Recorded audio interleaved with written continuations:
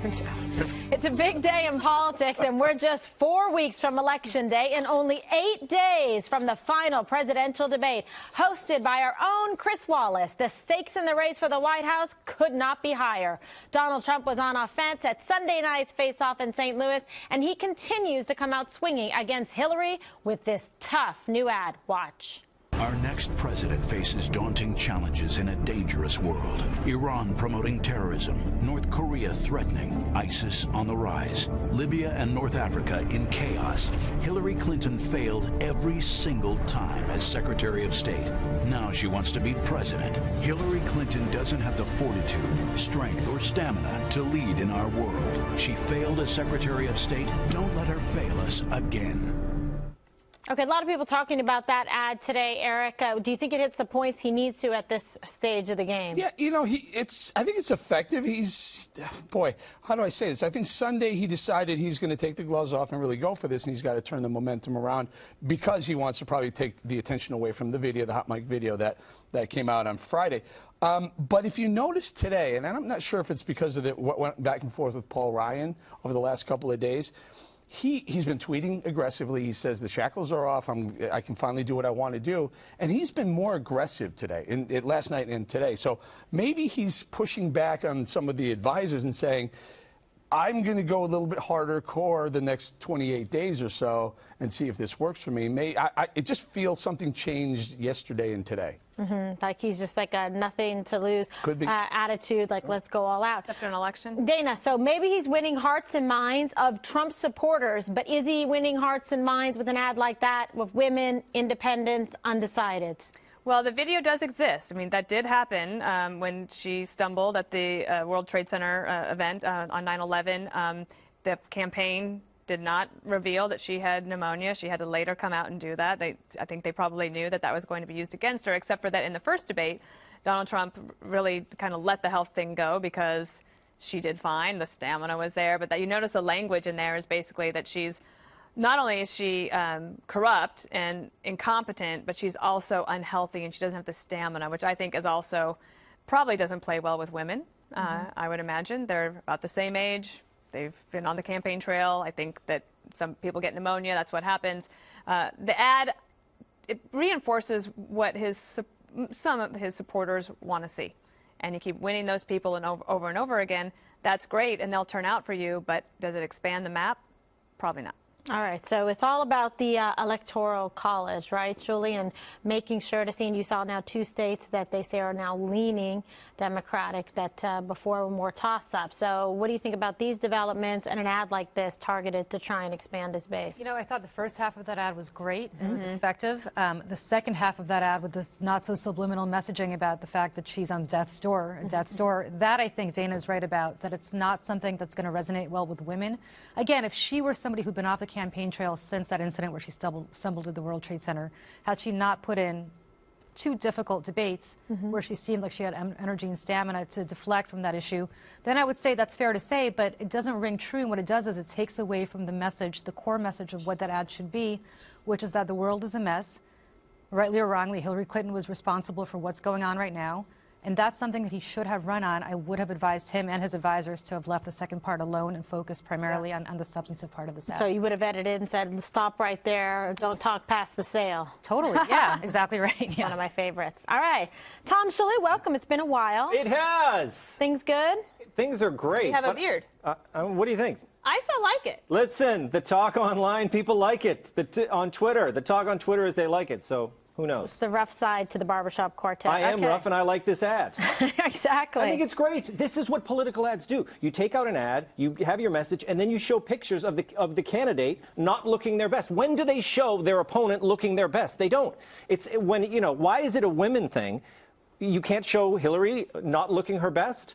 Every time you run against someone, you show the candidate, you have all these guys looking haggard and terrible. That's what you do in a political ad. Exploit the weaknesses. Yes. So this is a political ad online, and if you notice, YouTube put a warning on the bottom of the ad. Amazing. Like, be careful before you resend this or send this along. The ISIS share part? this. I'm not sure. They don't exactly say why. Probably the ISIS But, part. boy, I got to tell you, I was a little taken aback that they would Warren on a bottom of a Not just Warren, it's not available in search. You have to click on it. It doesn't come up. What does that tell you? It also warns you about sharing that ad for some reason. They don't specify why. That seems sort of bizarre. We're going to investigate that and probably not get back to you. All right. As we mentioned, we're just being honest. 8 days away from the third and final presidential debate at the University of Nevada at Las Vegas, where Fox News Sunday anchor Chris Wallace will be moderating. Now, Trump had some tough lines for Hillary Sunday night in St. Louis. Listen. People have been... Their lives have been destroyed for doing 1/5 of what you've done, and it's a disgrace. And honestly, you ought to be ashamed of yourself. It's just awfully good that someone with the temperament of Donald Trump is not in charge of the law in our country. Yeah, because you'd be in jail. He wants to start, he can start. Go ahead, Hillary. No, go ahead, Donald. No, I'm a gentleman, Hillary. Go ahead. Honest Abe never lied. That's the good thing. That's the big difference between Abraham Lincoln and you. We have a divided nation because people like her, and believe me, she has tremendous hate in her heart. And when she said deplorables, she meant it. All right, so what should each of the candidates do a week from tomorrow to sway undecided voters in the home stretch? This is the big question. It is the final debate, but yet the first fair and balanced debate. Dana? I'm excited because Chris Wallace, you know what, he's got that thing where he has a presence about him. I remember the first few times I had a chance to go on Fox News Sunday. He makes you nervous, it's like a teacher. It's terrifying. You actually want to do a really good job. Like you are on notice that you have to have your you-know-what together. And he has that ability to sort of look over his glasses at you as if you better deliver something. There he is, right there. Looking at you now. So I'm looking forward to this. And it feels like these have come sort of fast and furious. It was just a few days ago that we had the last debate. The thing is, I think Donald Trump did a lot better in the second debate than the first. I know his supporters loved it that he finally was taken to Hillary Clinton. And whether you care or not, the scientific polls that came out afterwards have him losing that debate. So if the question is, how does he expand to reach undecided voters? I don't know what he does, because at this point he has said he's unshackled. I don't know what that exactly means, but I think that means you're going to get the full Donald Trump on Wednesday night. I would not miss this debate. The full Monty. This could break a record. I mean, honestly, because what we've gone through, we had the first debate where Hillary won, the second debate where a lot of people say either one of them won. There was a Wall Street Journal poll, I think, that had just... It outlined post-debate. It had prior to the debate, the last couple of days, but also just post-debate. And the number was the same. They had Clinton leading by 7, which they had Clinton leading by 7 prior to the debate and all that stuff as well. The point is this. The third debate could be the final opportunity to make your final decision. You don't want to miss this. I didn't like Anderson Cooper and Martha Raddatz arguing and fact-checking and almost debating Donald Trump in debate number 2. I just didn't like it. It felt awkward to me. Chris Wallace, he said, he's not going to fact-check. He said he's going to let the other candidate fact-check the candidate who says something wrong. Yeah, do your homework and defend yourself. That'll be fun to watch. Let them go at it. Let them fact-check. Let them argue who's right about whether the red line was drawn while she was Secretary of State, or how many barrels of oil that we still import or not, or some of the things that Donald said. Let them do it. I love that idea better. What's the record now? 100 million? What 100 million?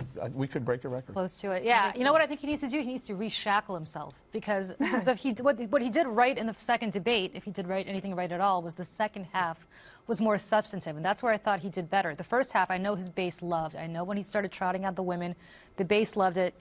Nobody else loved it. His Obamacare answer was great. But yes, that's what I'm talking about. When he was talking about substance, that's where I thought he did well. When he was talking about women and then your husband did worse and you're a liar and you've got hate in your heart, that kind of stuff, people don't like. His base loves it, but nobody else loves it. So if I were in his shoes, I would reshackle myself. I would get a hold of some policy briefings before this next debate. Of course it's not. No, of course it's not. But that's what he should do. That sounds a little Pulp I'm not Fiction, saying, yeah, well, 50 Shades of Grey, Julie. Well, what he's talking about is 50 Shades of Grey. I'm suggesting he put away the 50 Shades and maybe talk about things that real people care about, which is not 50 Shades, but more about how their lives are going to be improved under President Trump versus who Bill Clinton may or may not have slept with back in the 70s, 80s, and 90s. He's got a winning case to make, though, just on the issues alone. If people care about the economy, he is more trusted to be able to make advances and put the economy back on the right track. You can talk about Obamacare, like Dana said.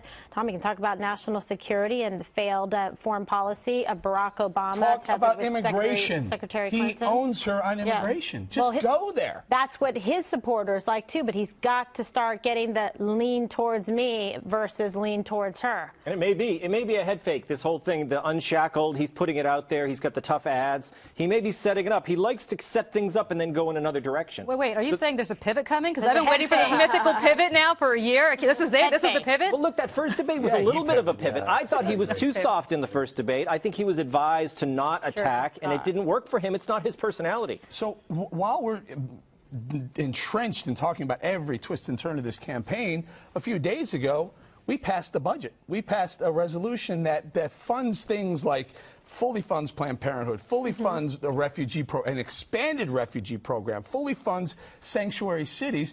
We haven't talked about it here. We did not do one block on this show about that in 8 days. And this is an opportunity for Trump to say, you know what, while you're worrying about what I said on a bus, how about the money we just spent? We're spending trillions of dollars. We're throwing hundreds of billions of dollars at issues that the American voter probably doesn't want their taxpayer money spent on.